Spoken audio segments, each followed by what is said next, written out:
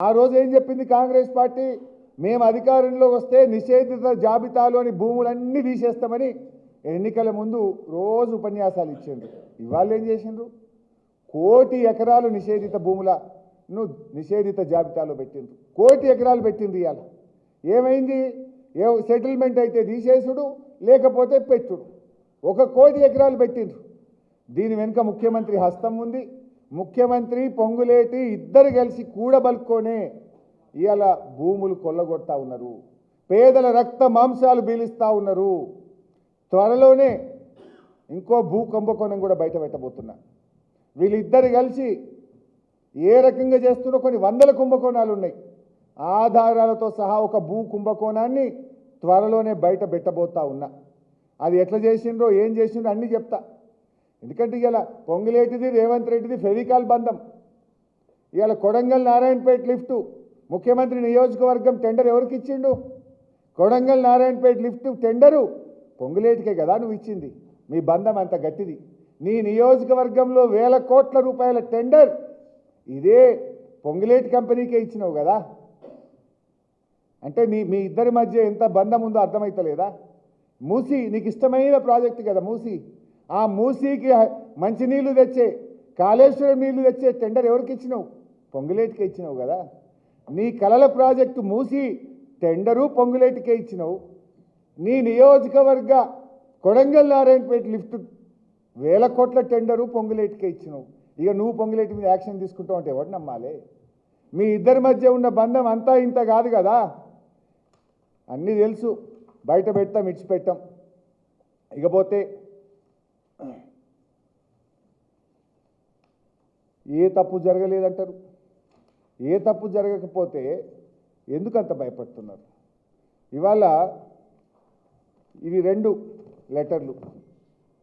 Mining department ఇది illegal crusher, ఈ క్రషర్ను మూసివేయండి, ఈ క్రషర్ మీద చర్యలు తీసుకోండి అని మైనింగ్ డిపార్ట్మెంటు పొల్యూషన్ కంట్రోల్ బోర్డుకు 8 నెలల కింద ఉత్తరం రాసింది. 8 నెలల నుంచి గడ్డి బిక్తుండ్రా, గాడిద పనులు తోముతుండ్రా? మేమే బయటకు పెట్టినా అంటున్నావు కదా రేవంత్ రెడ్డి. 8 నెలల కింద ఈ ఇల్లీగల్ క్రషర్ రాఘవ క్రషర్ మీద చర్య తీసుకోమని మైనింగ్ డిపార్ట్మెంట్ పొల్యూషన్ కంట్రోల్ బోర్డుకు రాస్తే నిద్రపోతుందా పొల్యూషన్ కంట్రోల్ బోర్డు? మంత్రి గారు దాన్ని భయపడుతుందా, నిద్రపోతుందా? అదే మా పటాన్ చెరువు ఎమ్మెల్యే మైపాల్ రెడ్డి గారి తమ్ముడిని రాత్రికి రాత్రి అరెస్ట్ చేసి 1 నెల రోజులు జైల్లో పెడతారు.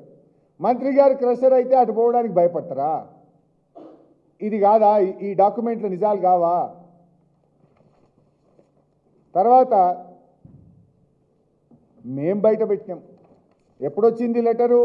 సీనరేజ్ ఛార్జెస్ కట్టినాము. This is the document. ఇది కూడా ఎప్పుడొచ్చింది? హెచ్ఆర్డీసీఎల్కు పొంగులేటి కంపెనీ పోయి మేము సీనరేజ్ కట్టిన ఒక కాపీ ఇవ్వండి, డాక్యుమెంట్ ఇవ్వండి అని అట్టుకొచ్చింది. దేనికి సీనరేజు? ఏ క్రషర్ సీనరేజు? ఈ క్రషర్ నుంచి కోత్వాల్ కూడా క్రషర్ నుంచి పోయినట్టు 0 పర్మిట్లు ఉన్నాయా? కోత్వాల్ కూడా నుంచి తీసుకువెళ్తే మైనింగ్ డిపార్ట్మెంట్కు నెల మీరు ఎన్ని మెట్రిక్ టన్నులు తీశారు, ఎన్ని మెట్రిక్ టన్నులు ఎక్కడ సప్లై చేశారో ప్రతి నెల మైనింగ్ డిపార్ట్మెంట్కు రిపోర్ట్ ఇవ్వాలి. ఇచ్చిండ్రా? ఏదీ లేదు. ఇది క్రషరే ఇల్లీగలే. మైనింగ్ డిపార్ట్మెంట్ యొక్క పరిధిలో లేకుండా ఏ మైనింగ్ పరిమితి లేదు, ఇండస్ట్రీస్ అనుమతి లేదు, పొల్యూషన్ కంట్రోల్ బోర్డు అనుమతి లేదు, ఏ అనుమతి లేదు. ఆడ కాంగ్రెస్ పార్టీ జెండా పెట్టిండ్రు, రాఘవ కన్స్ట్రక్షన్ అని రాసిండ్రు. నేనే రాజు, నేనే మంత్రి, నన్నెవడు అడిగేటోడు అనే విధంగా ఇష్టారీతిగా వందల కోట్ల రూపాయలు మీరు కొల్లగొట్టారు. అందుకే మేము స్పష్టంగా చెప్తున్నాం, ఇవాళ నిష్పాక్షికమైన విచారణ జరగాలంటే వెంటనే పొంగులేటి శ్రీనివాసరెడ్డి గారు రాజీనామా చేయాలి.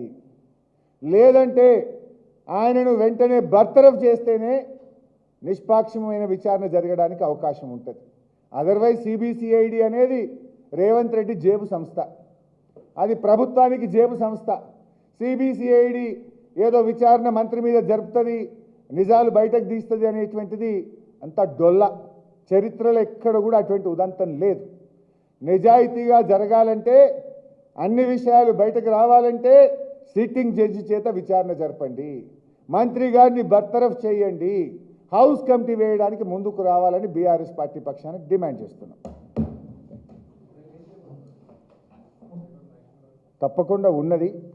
ఏం చేస్తామనేది రేపు ఉదయం 10 గంటలకు మేమందరం ఇక్కడ నుంచి తెలంగాణ భవన్ నుంచి మా కార్యాచరణ ఉంటుంది. రేపు మార్నింగ్ 10 o'clock ఆ విషయాలు రేపు ఉదయం చెప్తాం, ఇప్పుడు చెప్పం.